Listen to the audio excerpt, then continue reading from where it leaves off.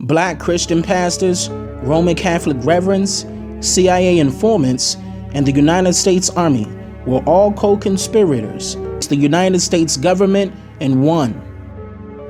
Dr. Martin Luther King Jr. and his close friend Ralph Abernathy, along with the Southern Christian Leadership Conference, created and founded an organization called the Poor People's Campaign on May 12, 1968. I know all of you are studying hard and you're just doing fine in school, and I'm glad to see you. The campaign's sole intent was a multi-racial effort to gain economic justice for poor Americans. People just don't know, but it's really hard. Not only me, it's so many more in the same shape.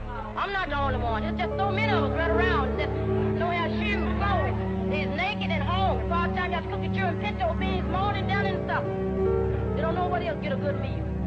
You all are really to be admired, and I want you to know that you have my moral support. I'm going to be praying for you. I'm going to be coming back to see you, and we are going to be demanding when we go to Washington that something be done, and done immediately, about these conditions. Dr. King and the SCLC shifted their focus after observing that gains in the Civil Rights Act of 1964 had not improved the material conditions of life for many African Americans.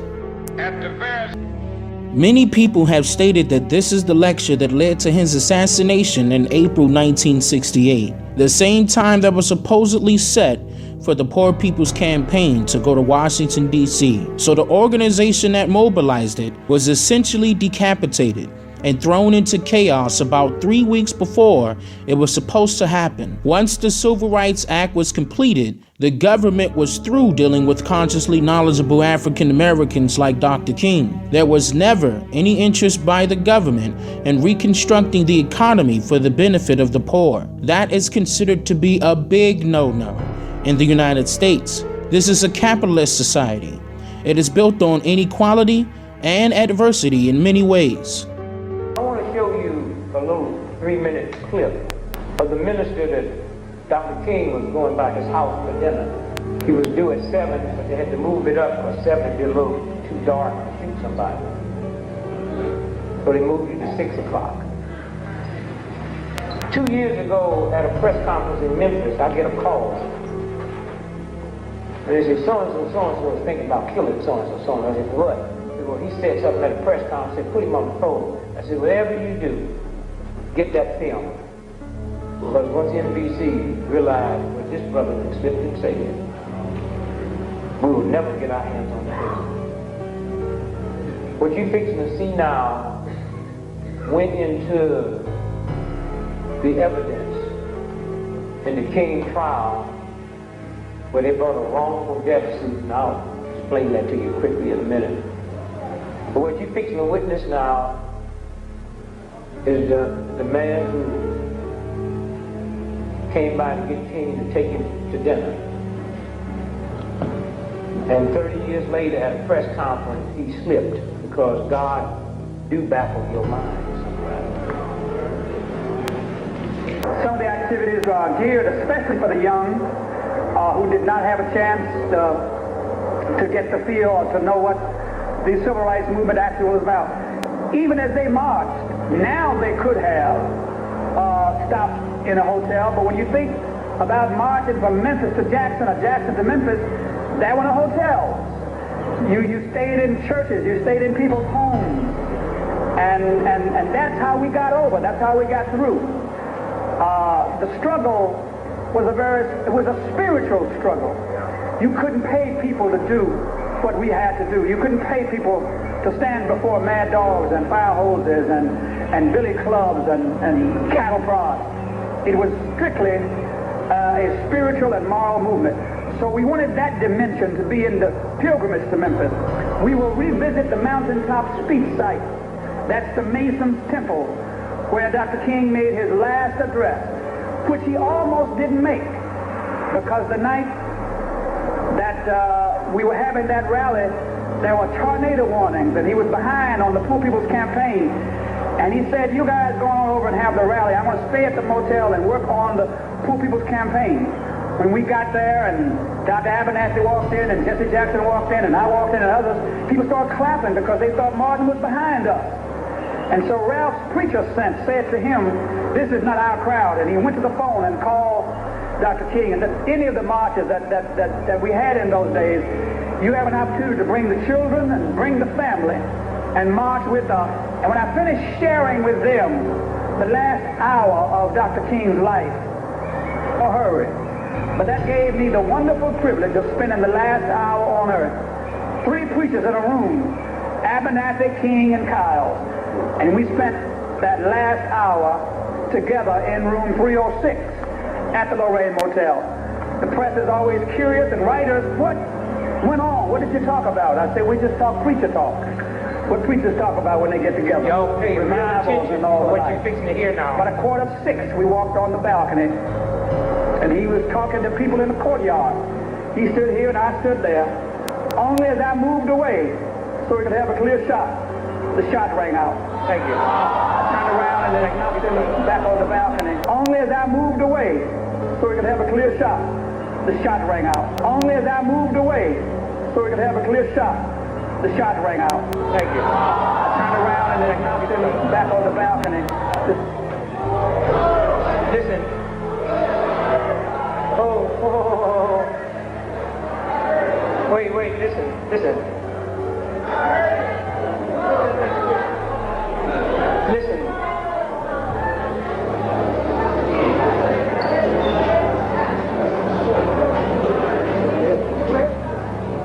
30 years later, this brother never realized he was stiff and say that.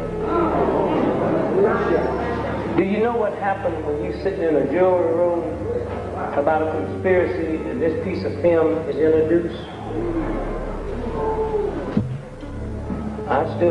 He stood here, I stood here, only as I moved away so he could have a clear shot. The shot rang out. This was the brother that he was going by his house for dinner.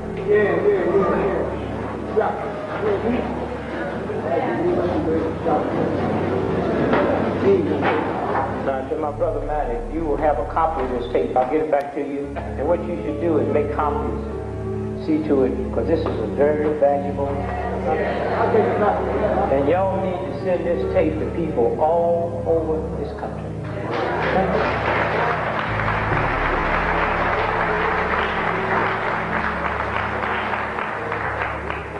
And so this was the trial that went on that the press didn't want to report because they couldn't. They couldn't. And so we have to stop getting mad and upset because the same system that's killing us refuse to tell us the truth.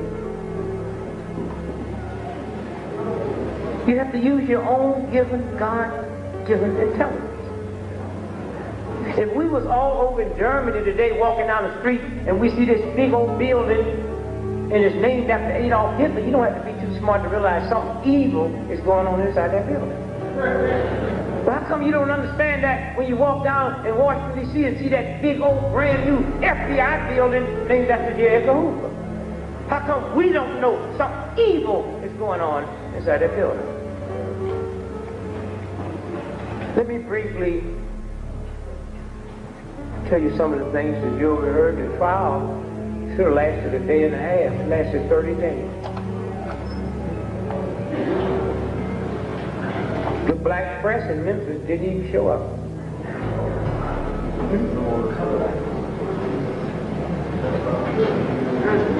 Let me tell you how this trial came about.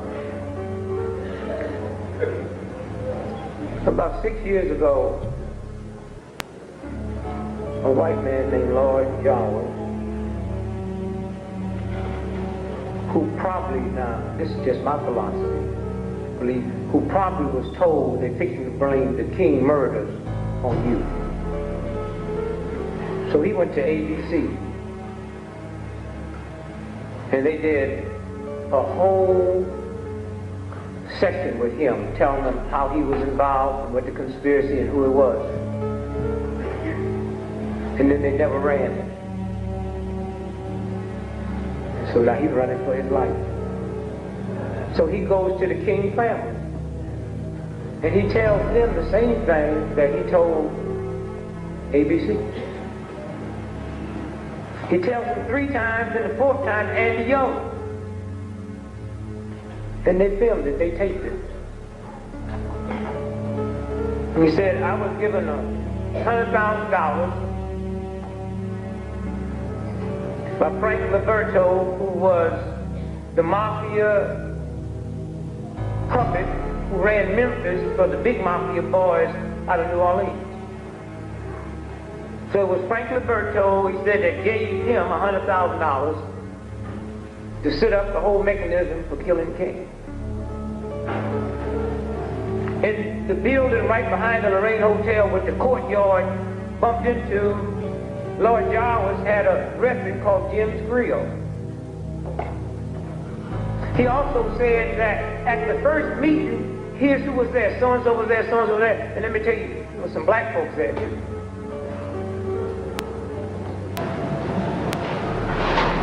The black man in the very famous picture that was leaning over Martin Luther King, Merle McClellan, he was there at the first meeting. We didn't know at the time his job was to do 2 things. One was to point everybody in the wrong direction. It was him that pointed and said the shots came from there. Not only was he an undercover cop, he was so undercover that his paycheck didn't even come from the Memphis Police Department, it came from the utility company. And now tonight, as we sit here, he's a CIA agent. His other job was to infiltrate a little group of little juvenile thugs. They call themselves the Invaders. And y'all got to be careful about what y'all join just because they're yelling and screaming about Whitey. Y'all got to be careful about what kind of evil, nasty black folk you get around that want to go blow up something and then wonder why you get arrested on your way there.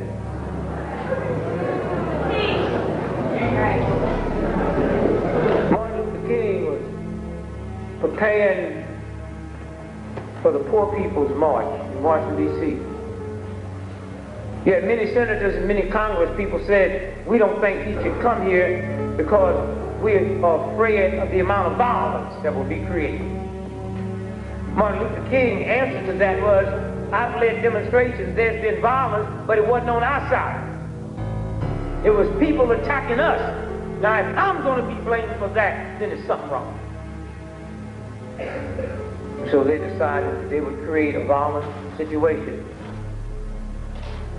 And Merle McClellan, the undercover Memphis cop, had also infiltrated the Invaders, and it was when King came in for one day to lead that march. One day to lead that march. One day. And it was their job to see to it that it broke into a ride so King could no longer say that I've never led a march and led into a ride. And that was to force him to come back for a second march so they could kill him. And so, all at once, the King family decides to sue Lord Jarvis on a wrongful death suit. Not that they wanted any money, so the first time the truth could be validated and documented. So there's a lot of people upset about the Truth and Reconciliation Committee in South Africa, but 100 years from now, because of that, 100 years from now, nobody has to say, let me tell you what those black folks say they did to them. They can't say that now because white folks came and testified under oath that this is what we did. Because of this trial, no longer will anybody be able to say these conspirators allege this to have happened. It's documented under oath. They subpoenaed the captain who was over the fire station, which was across the street, firehouse number 2 from the Lorraine Hotel. 34 years later, he's 34 years older, 7 years old, back, getting ready to die, wanting to find Jesus. So he came and raised his hand and told the truth. Would you give your name? Yes. How old are you? What's your occupation? I'm retired. What was it before you retired? It was a Memphis farmer. What was your top rank? Battalion commander. Where were you on April the 4th, 1968 when Martin Luther King was shot? He said, I was in charge of the fire station across the street from the Lorraine Hotel. Did you notice anything different that day? Yeah, early that morning, some people came and introduced themselves as Army intelligence. Said they'd like to go up on the roof and put King under surveillance. What'd you do? I led them up to the roof. What'd they have with them? They had large containers, small containers. What do you think was in the containers? I don't know. What do you think? Well, it could have been stuff to take motion pictures, still pictures. Could the containers held high power rifles? Yes, they could have. And then what happened? Well, later that day when the shot rang out, they were still on the roof. So we know that the United States government not only had pictures of Martin Luther King being killed, they also had pictures of the person that did it.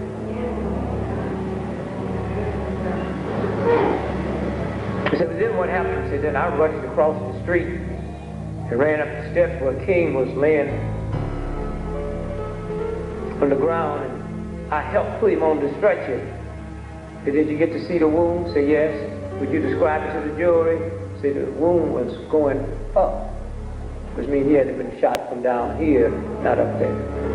He's a white man who ran the fire station, who probably 30-some years ago couldn't care if King lived or died.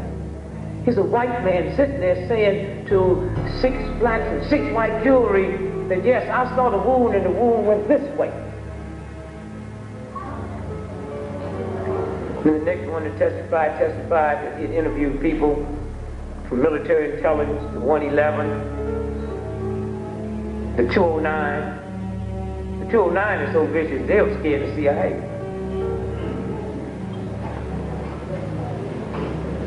And the 184, that's the sniper team, that's the Rangers. When they had to admit they was there, they say, well, we was there as a backup, and that leads you to believe they was talking about to back up in case the security broke down. They was there to back up in case that hit didn't hit, they was supposed to take him out. That's what the jury heard. Lord Jawa's defense was real heavy. There was so much overwhelming evidence that there was a conspiracy. His defense was, yes, I was part of a conspiracy. I just didn't know the person that I was supposed to have killed was Martin Luther King. And what made that so beautiful, it meant that they couldn't object to none of the stuff that was going because they wanted everybody to know what we knew, that it was a conspiracy. He just didn't know it was Dr. King. 70 witnesses they got to hear for us to see that film.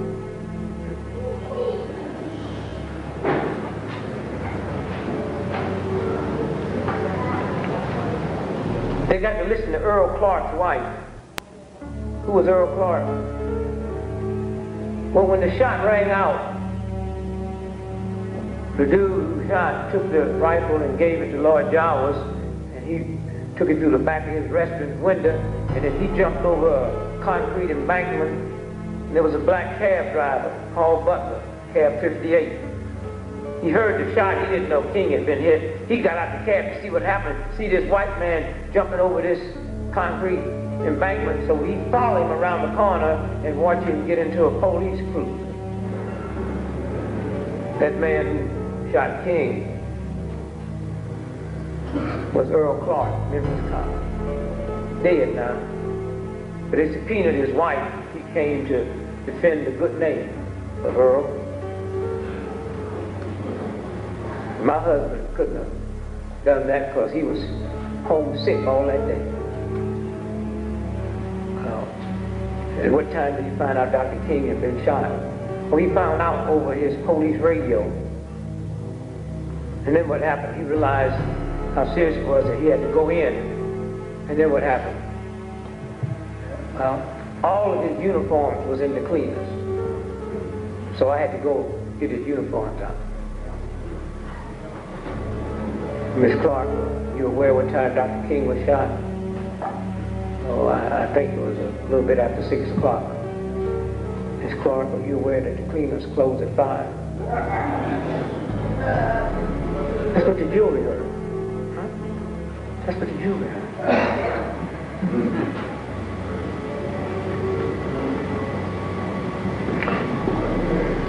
There's an FBI agent by the name of Donald Wilson. He's the one that found the Mustang that Lee Harvey Oswald was driving. He found it in Atlanta, and he found some notes in it that he said the minute he read the notes, he knew it was a conspiracy, but he called one of the numbers, this is 1968, that was on the number, and it ended up going to a nightclub in Dallas that Jack Ruby used to own, and Jack Ruby is the one who killed Lee Harvey Oswald, who was arrested for killing Kennedy. He said he got so scared he never turned it in because he thought if he turned it in and they know he'd look at that, they would kill him. This is the FBI. And this is who we have to deal with every day. Those of us out here in the movement have to deal with folks who are a white FBI agent said, I didn't turn this stuff in because had I turned it in, they probably would have killed me.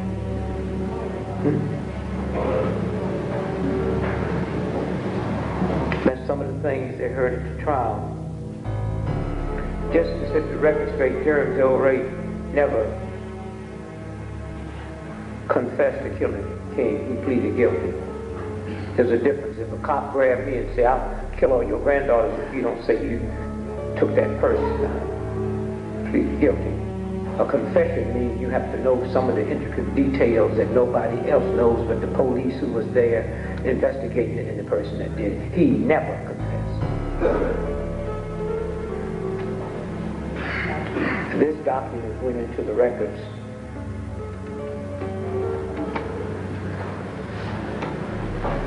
He had probably one of the best defense attorneys that had ever lived in the history of the planet at the time. His defense attorney was called Percy Thorman from Houston. Lawyers used to come in from all over the world and just go to this bar where he used to hang out and just sit and listen to Percy talk. He was James L. Ray's lawyer. James L. Ray was coming up to be sentenced on March the 10th. Here's the letter that Percy Foreman, James L. Ray's lawyer, sent him on March the 9th, 1969. Percy Foreman, Houston, Texas, March the 9th, 1969. Mr. James Earl Ray, Shelby County Jail, Memphis, Tennessee. Dear James Earl, you've asked that I advance to your brother Ray, Jerry Ray, $500 of the $5,000 referred to in the first $5,000 paid by William Bradford Huey on January the 29th. Mr. Huey advanced an additional $5,000. At that time, I had spent in excess of $9,500 on your case. Since then, I have spent in excess of $4,000 additional. But I am willing to advance Jerry $500 and add that to the $165,000 mentioned in my other letter to you today. In other words, I would receive the first $165,500, but I would make the advance to your brother of $500. And this advance also is in contingent upon your plea of guilty at the sentencing tomorrow on March the 10th without any unseemly conduct on your part in the courtroom. Here's a man's lawyer that told him, your father 30 years ago jumped bail. We're fixing to put him in jail. If you don't plead guilty, I, your lawyer, personally will see to it. You get the lecture chair. And all the way, We're trying to explain how y'all got all this money. So the government is going to say that your brother, you robbed banks, so he's going to jail if you don't go in and plead guilty to him. The jury got this letter from his lawyer, promising him $165,000, but it was contingent on him pleading guilty. Thank God to the King family. Thank God to William Pepper that handled that case. Thank God to everybody out here and the many people that died. His brother was murdered. They said he drowned in the swimming pool. Dr. King's brother, because he was questioning King's death. A.D. They tried to kill Coretta in the church and missed her and killed Dr. King's mother and made like it was some little crazy lunatic guy that came down. And yet the King family kept on moving. Never born with millions of dollars. Never had the glamour that the Kennedy family had, and yet the Kennedy family haven't spent one nickel trying to find out what had happened to the Kennedys, including that funny little thing that went down with John last summer. Thank you. And so I say to you tonight,